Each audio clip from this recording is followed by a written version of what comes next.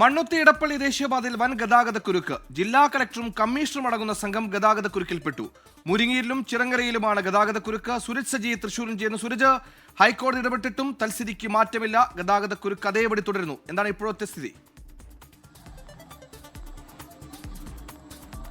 സുഹൈൽ, കുറച്ച് ദിവസത്തെ ഇടവേളകൾക്ക് ശേഷമാണ് ഇപ്പോൾ ദേശീയപാതയിൽ വീണ്ടും ശക്തമായ ഗതാഗതക്കുരുക്ക് അനുഭവപ്പെടുന്നത്. ഇതിൽ ഒരു പ്രധാനപ്പെട്ട കാര്യമുള്ളത് സുഹൈൽ, കഴിഞ്ഞ ദിവസം ഈ ടോൾ പിരിവ് നിർത്തിവെച്ചത് സംബന്ധിച്ചുള്ള ഒരു ഹർജി അത് ഹൈക്കോടതി പരിഗണിച്ചിരുന്നു. ആ സമയത്ത് ഇതിൽ വാദം കേൾക്കുന്ന സമയത്ത് നാഷണൽ ഹൈവേ അതോറിറ്റിയും കരാർ കമ്പനിയും അടക്കം ഈ ഹൈക്കോടതിയിൽ സമർപ്പിച്ച ഒരു റിപ്പോർട്ടുണ്ട്. ആ റിപ്പോർട്ടിൽ പറഞ്ഞിരുന്ന ഈ ഹൈവേയിലെ ഗതാഗതക്കുരുക്കടക്കം പരിഹരിച്ചിരിക്കുന്നു എന്ന് പറഞ്ഞുകൊണ്ടായിരുന്നു ഇവർ ഇതിലൊരു റിപ്പോർട്ട് സമർപ്പിച്ചിരുന്നത്. പക്ഷേ ജില്ലാ കളക്ടർ ആകട്ടെ ഇതിന് വിരുദ്ധമായ ഒരു റിപ്പോർട്ട് സമർപ്പിച്ചതോടുകൂടി ഈ ടോൾ പിരിവ് നിർത്തിവെച്ച ഉത്തരവ് അതേപടി തുടരാൻ ഹൈക്കോടതി നിർദ്ദേശിക്കുകയും ചെയ്തു.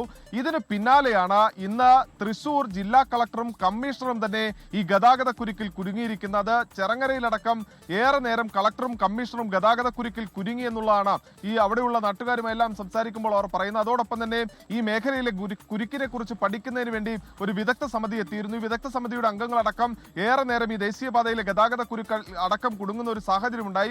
ഈ മേഖലയിൽ നേരത്തെ ഈ കുഴികളടക്കം ഉണ്ടായിരുന്ന പ്രദേശത്ത് ടാറിംഗ് അടക്കം പൂർത്തിയാക്കിയിരുന്നതാണ്. പക്ഷേ അതുകൊണ്ട് ഒരു പരിഹാരവും ഉണ്ടായില്ല എന്ന് തെളിയിക്കുന്നതാണ് ഇന്നത്തെ ഗതാഗതക്കുരുക്ക്. എന്തായാലും കളക്ടറും കമ്മീഷണറും അടക്കം കുടുങ്ങിയ പശ്ചാത്തലത്തിൽ ഇനി ഈ ടോൾ പിരിവ് നിർത്തിവെച്ച ഉത്തരവ് തുടരുമോ എന്നുള്ളതാണ് കാത്തിരുന്ന് കാണേണ്ടത്. സുഹൈൽ, അധികൃതരും കുരുക്കിന്റെ ചൂടറിഞ്ഞു. സുരജ് സജിയാണ് തൃശ്ശൂരിൽ നിന്ന് വിശദാംശങ്ങൾ നൽകിയത്.